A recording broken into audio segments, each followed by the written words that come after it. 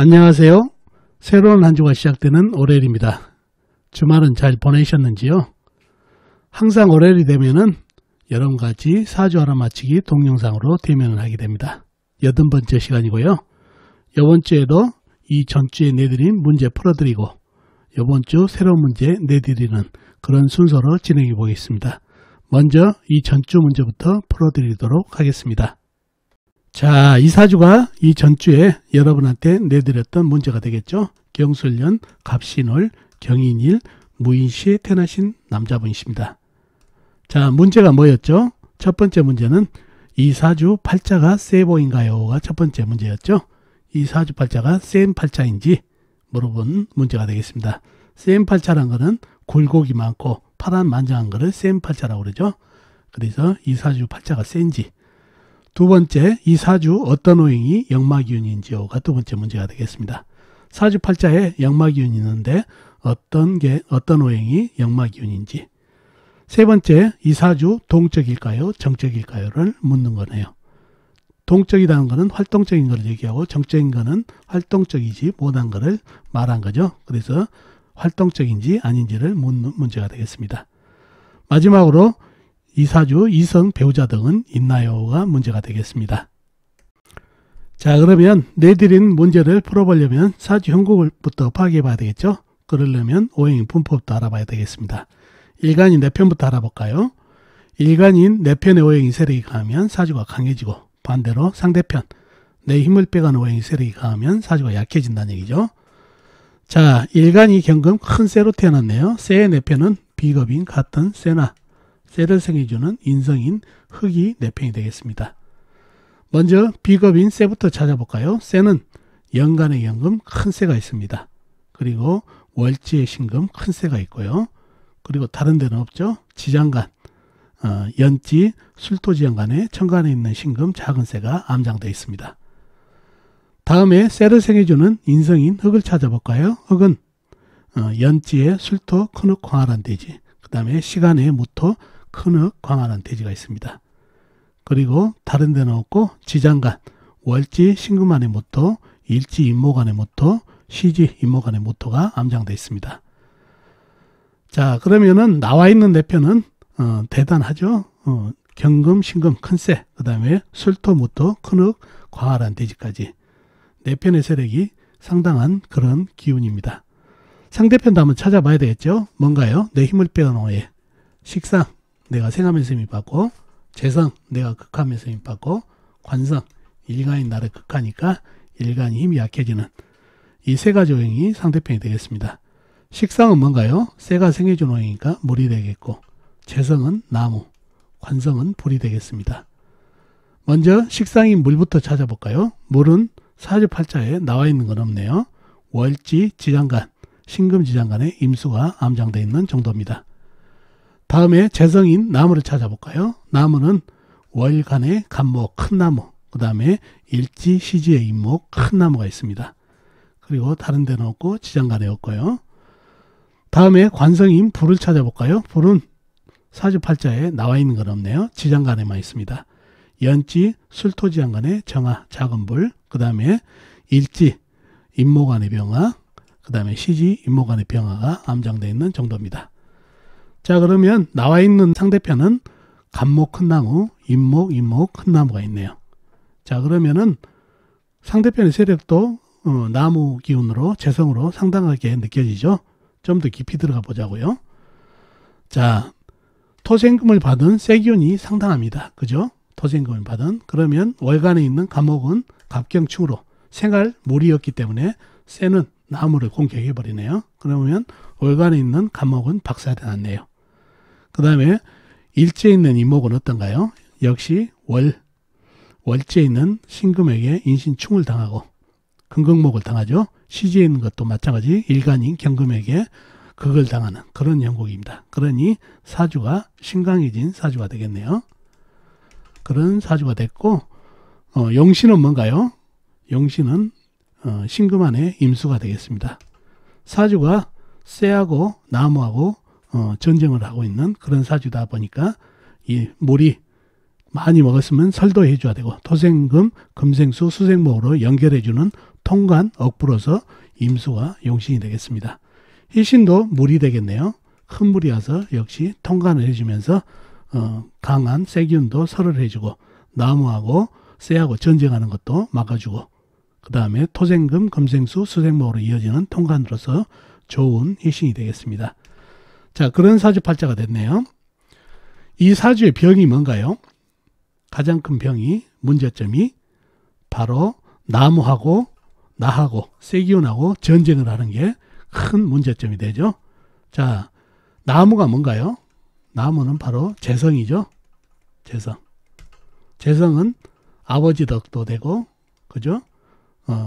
성인이 돼서는 이성 배우자도 되고, 그 다음에 사회적으로는 재물운도 된다는 얘기죠. 그러면 아버지하고 아버지를 내가 박살내고 전쟁하는 그런 형국이다 보니까 아버지 덕이 없고, 이성 배우자하고도 다툼이 있다 보니까 이성 배우자운도 떨어지고, 그 다음에 재물굴곡, 재물도 이렇게 전쟁을 하다 보니까 재물굴곡도 있는 그런 사주팔자가 되었습니다. 자, 그래서 문제는 나무하고 나하고 전쟁이 벌어졌다는 얘기죠. 그래서 첫 번째, 이 사주 팔자가 센지요? 물어봤죠. 팔자가 세죠. 왜 그런가요? 일단 재성하고 나하고 전쟁을 하고 있다는 얘기죠. 앞에서 얘기했던 대로 아버지, 재성은 아버지, 또 이성 배우자, 재물, 이에 전부 전쟁을 하다 보니까 굴곡이 많고 인연이 약하다 보니까 상당히 굴곡이 많은, 어렸을 때는 아버지 덕이 없으면은 상당히 굴곡이 많죠. 고생하고. 그 다음에 성인이 된 데는 이성 배우자 운이 없으면은 가정 안정이 안 되니까 문제가 되고, 또 나무는 재물이 되기 때문에 재물 굴곡이 되다 보니까 안정이 안 되는, 이러다 보면 팔자가 세진다는 얘기죠. 그리고 사주 팔자가 양팔동이죠. 양기운이 상당히 강하죠.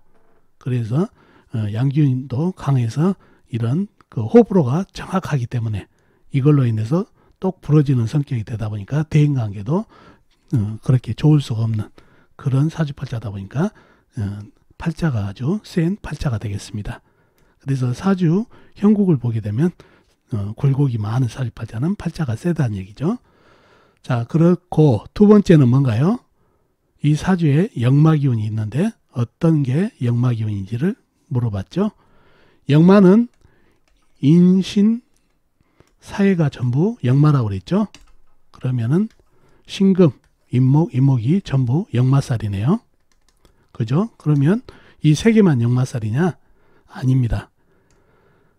역마살이 이렇게 지지에 아주 중중하게 있으면은 천간에 인목의 뿌리가 뭐냐면 간목하고 인목하고 똑같죠. 이것도 역마성으로 봐야 됩니다.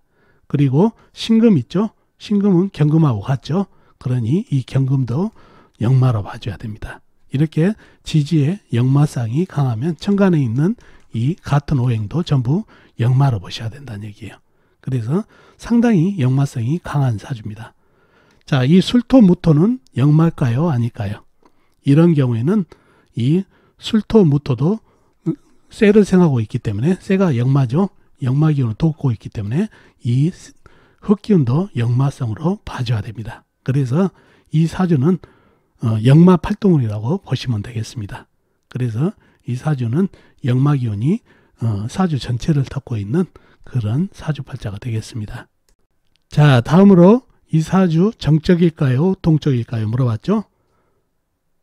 동적이죠. 움직임이 많고 활동성이 많은 사주팔자라는 얘기죠. 왜 그런가요? 역마성이 강하고. 자, 그러나 역마성이 강하면서 동적이지 않은 분도 있어요. 그래서 꼭 역마가 있어서 동적이라는 것은 틀린 말입니다. 그래서 역마성도 강하고 이 사주는 상당히 양기운이 양팔동이죠. 이런 양기운 때문에 이 역마성의 활동력까지 보태지니까 상당히 동적인 활동력이 많은 사주팔자가 되겠습니다.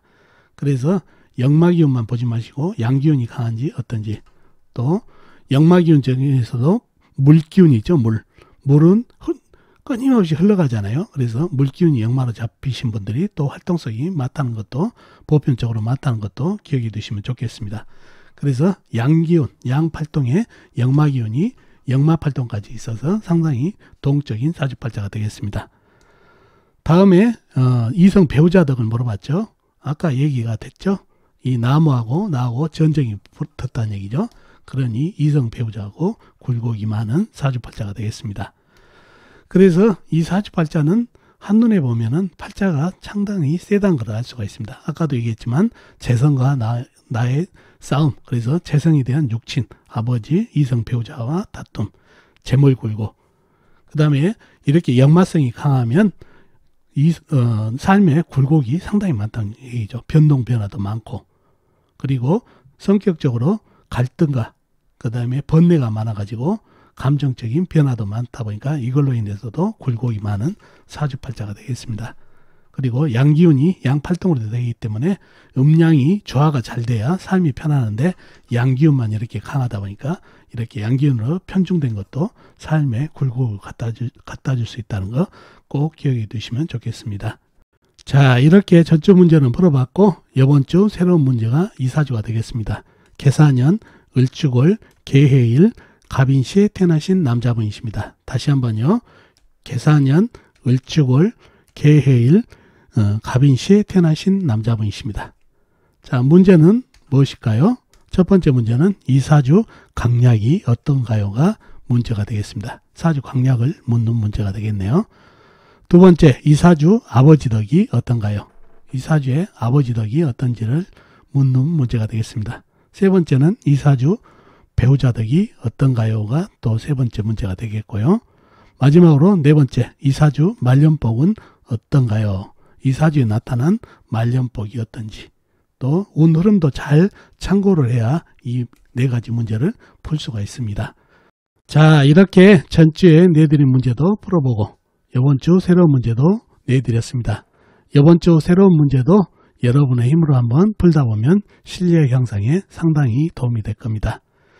자, 어떻습니까? 오늘 사주풀이 도움이 되셨나요? 도움이 되셨으면 좋겠습니다. 그럼 다음 시간에 뵙도록 하겠습니다. 안녕히 계세요.